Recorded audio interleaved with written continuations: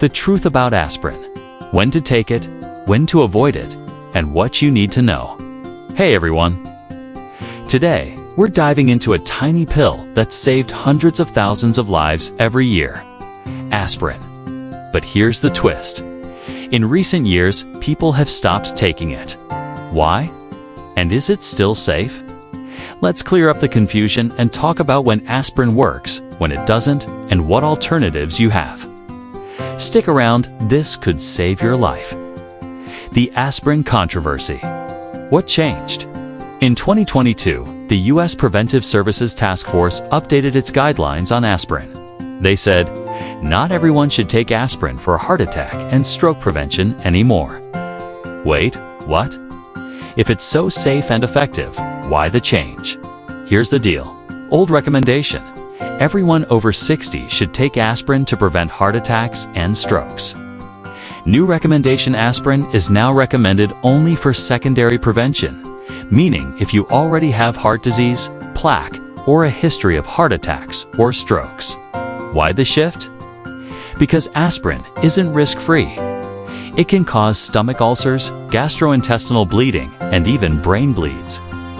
For people without heart disease, the risks now outweigh the benefits. But if you have plaque or a history of heart issues, aspirin can still be a lifesaver. How aspirin works, the science made simple. Aspirin has two main jobs. 1. Pain relief. It reduces pain and fever. That's why it's in your medicine cabinet. 2. Blood thinning. It stops platelets' tiny blood cells from clumping together to form clots. Clots are the real danger. They can block blood flow to your heart. It's causing a heart attack, or your brain causing a stroke. Aspirin helps prevent these clots, but it's not the only option. Other blood thinners, like warfarin or NOACs, for example, Xarelto Eliquis, work differently and are often better for certain conditions. More on that later.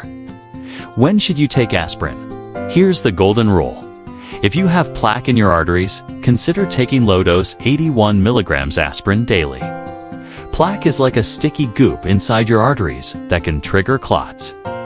You don't need a full-blown blockage to be at risk. Even small amounts of plaque can be dangerous. But here's the catch.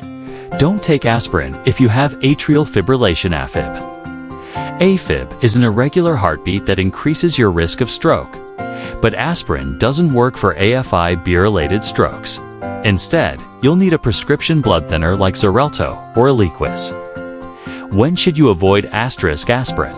1. If you're healthy and under 60, the risks of bleeding outweigh the benefits.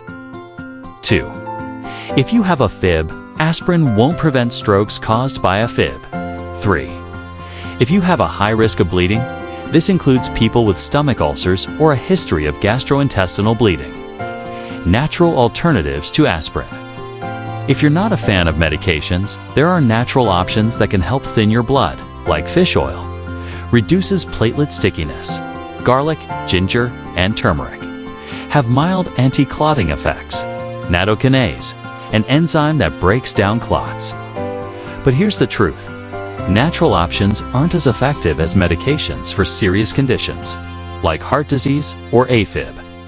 If you're at high risk, don't gamble with your health. Stick with proven treatments. The bigger picture. Lifestyle is key. While aspirin and other medications can help, they're not a substitute for a healthy lifestyle. Here's what really works. 1. Eat whole foods. Cut out processed carbs and focus on low glycemic foods. Think veggies, nuts, and lean proteins. 2.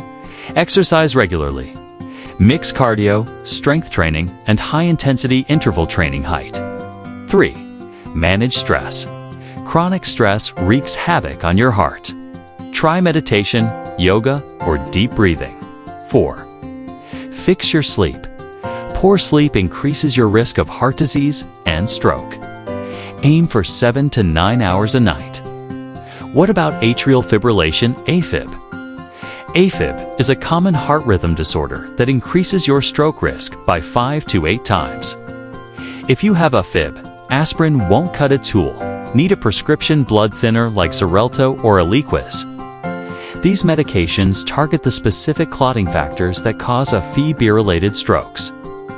The LPA factor, a hidden risk. Ever heard of LPA? It's a genetic risk factor for heart disease that most doctors don't test for. If you have high LPA, your risk of heart attack and stroke skyrockets.